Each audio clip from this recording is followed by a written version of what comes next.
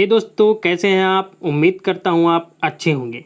मैं हूं विनोद राज। स्वागत है टिकी हिंदी साहित्य चैनल में।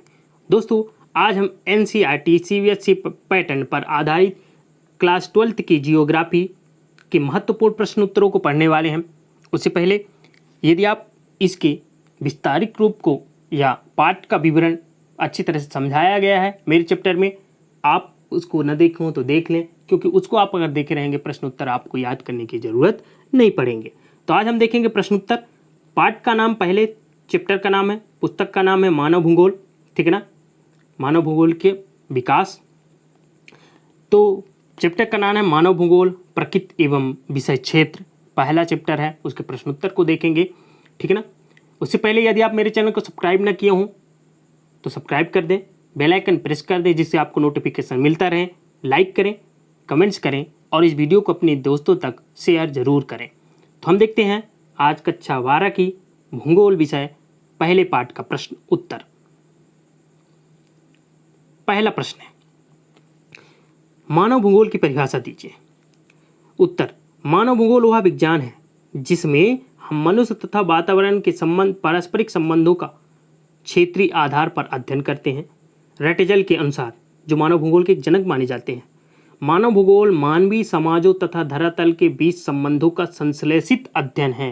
ध्यान रखिएगा, मानवीय समाजों तथा धरातल के बीच संबंधों के संश्लेषित अध्ययन है। मानव भूगोल भौगोलिक वातावरण और मानवीय क्रियाओं के अंतर संबंधों तथा विभिन्नताओं का अध्ययन है। क्या करता है ये? मानव भूगोल भौगोलिक वातावरण और मानवीय क्रियाओं के अंतर संबंधों तथा विभिन्नताओं का अध्ययन करता है, ठीक है ना। ये रही उसकी परिभाषा। अब देख लेते हैं मानव भूगोल के उप क्षेत्र कौन से। इनको हालांकि बताया गया है चैप्टर में। मानव भूगोल के उप क्षेत्र निम्नलिखित है, जैसे सांस्कृतिक भूगोल, सामाजिक भूगोल, नगरीय भूगोल, राजनीतिक भूगोल, जनसंख्या भूगोल और आवास भूगोल, ठीक है ना, आवास भूगोल। इसके साथ आर्थिक भूगोल और चिकित्सा भूगोल, इनको हम अच्छे से चैप्टर में समझाएं, उसको आप समझ लीजिएगा। अब मानव भूगोल के उपागम कौन कौन से हैं।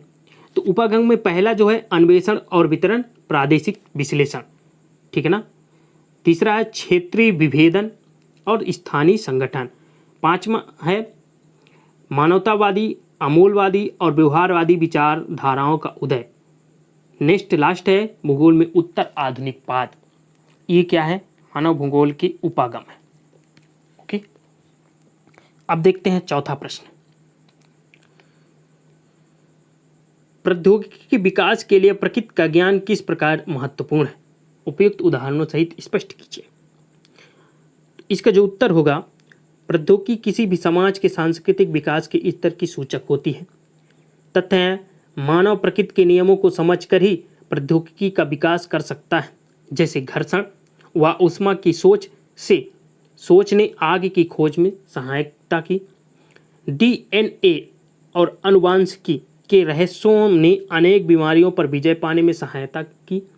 वायु की गति के नियमों के प्रयोग से अधिक तीव्र गति से चलने वाले वायुयान विकसित किए गए। ये उत्तर है। पांचवा प्रश्न जो है, प्रकृति पर मानव प्रयासों की छाप स्पष्ट दिखाई देती है। उदाहरण प्रयुक्त उदाहरणों द्वारा स्पष्ट कीजिए। प्राकृतिक अवसर प्रदान करती है और मानव उनका उपयोग करता है और धीरे धीरे प्रकृति का मानवीकरण हो जाता है तथा प्रकृति पर मानव प्रयासों की छाप पड़ने लगती है। जैसे कि तरंगित पहाड़ियों में चारागाहों का उपयोग, महासागरों का समुद्री मार्ग के रूप में उपयोग, तटों पर समुद्री पतन, उच्च भूमियों पर स्वास्थ्य विश्राम का स्थल, स्वास्थ्य के थ्रू विश्राम स्थल, अंतरिक्ष में उपग्रह पर प्रक्षेपण, क्रैश नगर पुलों का निर्माण आदि। ये क्या है? प्रकृति पर मानव प्रयासों की छाप। मानव प्रकृति पर कैसे अपनी छाप छोड़ता है, ये कुछ कारण हैं, ये देख सकते हैं। छठवां प्रश्न जो है, निश्चयवाद की अवधारणा की 3 विशेषताओं को उल्लेख कीजिए तथा मानव के प्रकटीकरण को उदाहरण सहित समझाइए। निश्चयवाद की अवधारणा की विशेषताएं। पहला है, इस अवधारणा के अनुसार मनुष्य के द्वारा किए गए क्रियाकलाप प्रकृति द्वारा निर्धारित तथा नियंत्रित होते हैं। किसके द्वारा? प्रकृति के द्वारा निर्धारित होते हैं तथा नियंत्रित भी होते हैं। प्रकृति की सीमाओं के अंदर मनुष्य रहता है। मनुष्य के विकास में निम्न प्रौद्योगिकी का विकास होता है और मनुष्य अपनी आदिम अवस्था में रहते हैं। आज भी आदिवासी जंगलों में प्रकृति प्रदत्त चीज़ों पर निर्भर हैं। तो ये प्रकृति की विशेषताएं हो गई। ओके, मानव भूगोल में संभावनावाद की 3 प्रमुख विशेषताएं बताइए। तो मानव भूगोल में संभावनावाद की 3 विशेषताएं क्या है? मुख्य रूप से है, पहला है मानव अपने पर्यावरण में अपनी आवश्यकताओं के अनुसार परिवर्तन ला सकता है। दूसरा, जो मानव अपने बौद्धिक तथा तकनीकी स्तर के अनुसार विभिन्न संभावनाओं के उपयोग की सामर्थ्य रखता है। वह तरंगित घाटियों को चारागाहों के रूप में उपयोग करता है। वह पहाड़ी ढालों पर सीढ़ीदार खेत बनाकर खेती करता है। मनुष्य अपने क्रियाकलापों में, निकायकलाप यहाँ पे लिखा है, गलत लिखा है, क्रियाकलापों से पर्यावरण को प्रभावित करता है। धीरे धीरे प्रकृति का मानकीकरण होता है तथा उस पर मानव की छाप स्पष्ट दिखाई देती है। 8वां प्रश्न है, मानव भूगोल की कल्याणपरक विचारधारा की 3 विशेषताएं, प्रमुख विशेषताएं लिखिए। कल्याणपरक विचारधारा की 3 प्रमुख विशेषताएं निम्न है। पहला है कौन, कहाँ, क्या और कैसे कल्याणपरक विचारधारा के मुख्य बिंदु हैं। इस विचारधारा में प्रादेशिक असमानताएं, निर्धनता, अभाव जैसे विषय व नगरी स्लम, झुग्गी झोपड़ी समूह आदि सम्मिलित किए जाते हैं। असमानता की समस्या पर विचार करने और समाधान ढूंढने के लिए इस विचारधारा का जन्म हुआ। ओके, तो ये रहा मानव भूगोल की कल्याणपरक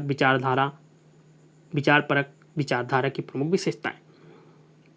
9वां प्रश्न है, मानव भूगोल के अध्ययन के लिए न्यूशियन फेब्रे ने किस विचारधारा का अनुसरण किया? इस विचारधारा की 2 विशेषताएं का उल्लेख कीजिए। इस पाठ में ज़्यादातर विशेषताएं ही पूछा गया है, तो विशेषताएं बहुत पूछी जाती है, आप इनको सभी को याद करके। मानव भूगोल के अध्ययन के लिए न्यूशियन फेब्रे ने किस विचारधारा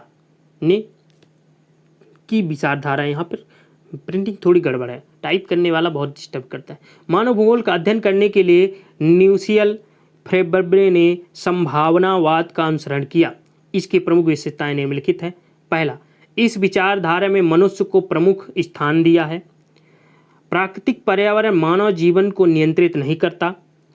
पर्यावरण मनुष्य के सामने कुछ विकल्प, कुछ संभावनाएं प्रस्तुत करता है और इसमें प्राकृतिक पर्यावरण निष्क्रिय है और मनुष्य सक्रिय है। ये इसकी विशेषताएं हो गई। अब हम देखते हैं नियतिवाद तथा संभावनावाद में अंतर। नियतिवाद और संभावनावाद में क्या अंतर है, इसको हम देखेंगे। तो एक तरफ संभावनावाद है या संभववाद इसे कहा जाता है, और दूसरा नियतिवाद। संभववाद देखते हैं। इस विचारधारा के अनुसार मनुष्य अपने पर्यावरण में परिवर्तन करने में समर्थ है तथा वह प्रकृति प्रदत्त अनेक संभावनाओं का इच्छानुसार अपने लाभ के लिए उपयोग कर सकता है। निष्ठ है, इस विचारधारा के अनुसार मनुष्य के प्रत्येक क्रियाकलाप को पर्यावरण से नियंत्रित माना जाता है। क्या माना जाता है? नियंत्रित माना जाता है। दूसरा इसमें जो अंतर है कि संभावनावाद में मानव का प्रकृति पर निर्भरता की अवस्था से स्वतंत्रता की आवश्यकता की ओर प्रस्थान संभव है। प्रकृति पर निर्भरता की अवस्था से स्वतंत्रता की अवस्था की ओर क्या करता है? प्रस्थान करता है। मतलब निर्भर से स्वतंत्र, गुलाम से आजाद की ओर। मानव की आदिम अवस्था में मानव के लगभग सभी क्रियाकलाप पूर्णतः प्राकृतिक पर्यावरण की शक्तियों का द्वारा नियंत्रित है। तो नियतिवाद कहता है कि जो मानव की कितनी भी आवश्यकताएं हैं वो सभी क्या है, कितने भी क्रियाकलाप उस किस में है, पर्यावरण पर, उसी पर वो क्या है, नियंत्रित है। तीसरा जो है अंतर, विडाल डी ला ब्लास तथा लुसियन फैब्रे इस विचारधारा को मानने वाले प्रमुख थे। रेटजल, रिटर, हम्बोल्ट, हंटिंगटन आदि नियतिवाद के प्रमुख समर्थक थे। तो कौन कौन से किसके समर्थक थे ये भी आप याद करके रखिएगा, क्योंकि वस्तुनिष्ठ में पूछा जा सकता है। संभावनावाद प्रकृति की तुलना में मनुष्य को महत्वपूर्ण स्थान देता है और उसे शक्ति के रूप में देखता है। नियतिवाद सामान्यतः मानव को एक निष्क्रिय कारक समझते हैं जो पर्यावरण कारकों से प्रभावित होता है। 11वां प्रश्न जो है, क्रमबद्ध भूगोल और प्रादेशिक भूगोल में अंतर स्पष्ट कीजिए, क्योंकि हम अंतर जो है ज्योग्राफी में, भूगोल में बहुत ज़्यादा महत्वपूर्ण रखता है, तो अंतर आप जरूर तैयार करिएगा। क्रमबद्ध भूगोल और प्रादेशिक भूगोल। क्रमबद्ध भूगोल में किसी प्रदेश के एक विशिष्ट भौगोलिक तत्व का अध्ययन होता है। प्रादेशिक भूगोल में किसी प्रदेश के सभी भौगोलिक तत्वों का एक इकाई के रूप में अध्ययन होता है। यह अध्ययन एकाकी रूप में होता है या समाकलित होता है इसका अध्ययन। यह अध्ययन राजनीतिक इकाइयों पर आधारित है, यह अध्ययन भौगोलिक इकाइयों पर आधारित है। यह अध्ययन खोज तथा तथ्यों पर आधारित है, यह किसी प्रदेश के भौतिक वातावरण तथा मानव के बीच संबंधों को प्रकट करता है। अब देख लेते हैं लघु उत्तरीय में एक प्रश्न है, नव निश्चयवाद की 3 विशेषताएं बताइए। तो पहला जो होगा, यह विचारधारा पर्यावरणीय निश्चयवाद और संभावनावाद के बीच के मार्ग को प्रस्तुत करती है। दूसरा, पर्यावरण को नुकसान किए बगैर समस्याओं को सुलझाने पर बल देती है। तीसरा, रुको और जाओ नव निश्चयवाद की विचारधारा पर बल देती है और इस विचारधारा को ग्रिफिथ टेलर ने प्रस्तुत किया।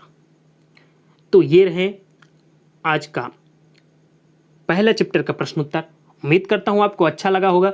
यदि अच्छा लगे हो तो लाइक ज़रूर करें। कहीं भी आपको समस्या हो तो कमेंट के माध्यम से पूछ सकते हैं, ठीक है ना। यदि आप चैनल को सब्सक्राइब ना किए हो तो सब्सक्राइब जरूर कर दें, बेल आइकन प्रेस कर दें, जिससे आपको नोटिफिकेशन मिलता रहे आने वाली वीडियो की, ठीक है ना। आप इस वीडियो को अपने दोस्तों तक शेयर करें, जिससे उनका भी कुछ सहायता हो सके। तो मिलते हैं नेक्स्ट वीडियो में, तब तक अपना ख्याल रखिए, स्वस्थ रहिए, धन्यवाद।